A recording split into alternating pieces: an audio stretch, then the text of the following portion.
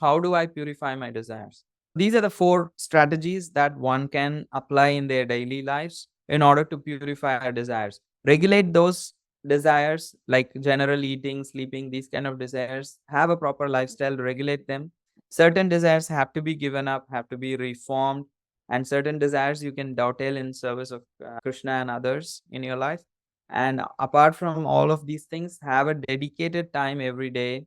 Whatever, it could be a very little time or more, but every day do something dedicatedly, a spiritual sadhana, especially chanting Hare Krishna, reading books like Bhagavad Gita, accompanied by other processes, and specifically associating with like minded individuals. These things can surely help us purify our desires. There is no doubt about it. These things can help us purify our desires. Then we will naturally be detached. If you want to purify your desires, these are 4 steps that we can take. Each one of us can apply all these 4 steps in our daily life and develop this purified desires. The first one is regulate. There is no order to this. All 4 are important. All 4 work together. Of course, I would say the spiritual practice is crucial and most important. Simple things like lifestyle, regulate your desires. You want to eat, you can eat, but develop a regulation. When to eat, when not to eat, what is good for your health, what is not good for your health, how much quantity is good. You want to sleep, yes, sleeping is fine, there's no problem. You can sleep 6 to 8 hours, take good rest. If you are younger, you can even sleep more than that. That's fine when you're young, but for a grown-up adult, usually 6 to 8 hours is a good enough amount of rest. But when do you sleep? You sleep at 10 and wake up at 6 in the morning. There's so much difference for health. We are sleeping 8 hours, but it is better to go to bed early and wake up early. So sleeping is a natural desire. There is nothing wrong, but regulate such desires. Give a structure to your life. Say, for example, if you're a young kid and you want to play video game, I agree. You're young, you're 10 years old, you're 15 years old, you want to play video games, fine. But again, regulate it. You can't just play all day. You understand some of time you set aside, some days of a week you set aside, you play, that's fine. But it cannot be the only thing you do in life. When it comes to a grown-up adult, somebody has become like a 30 years old and still they are so addicted to video games that they are not even doing a job. The parents are complaining, this boy is just playing games all day, he's not going to his job. Become dysfunctional in life because of, at a certain stage of life, some desires have to be given up.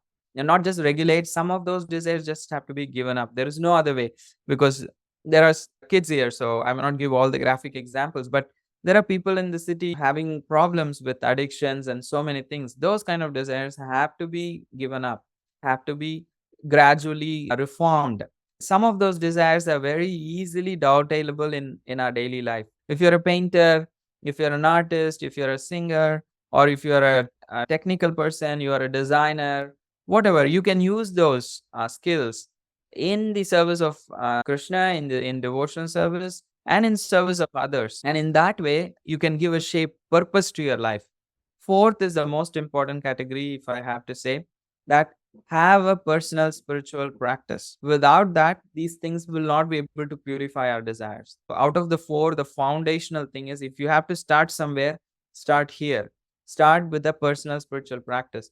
If you chant, specifically chanting Hare Krishna, if you chant the holy names, then the names are actually, that's why we call them holy names. The names are spiritual. They are not different from Krishna in that they carry the same spiritual energy, that they can actually transform our hearts and make what is good for us. It will make it easy for us to do what is healthy, what is spiritually healthy, what is physically healthy, what is socially healthy. Chanting the holy names will make it easy for us to make good choices.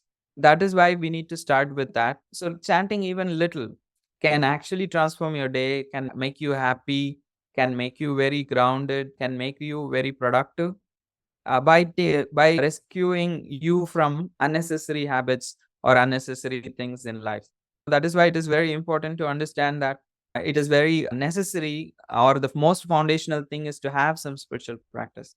Specifically, chant some and read books like Bhagavad Gita, and hearing about Gita and hearing about Bhagavatam. These things, when they are also accompanied by deity worship and going to holy places, temples, and especially associating with other people who are also interested in spiritual practices. So these things help us a lot. in actually in purifying our desires.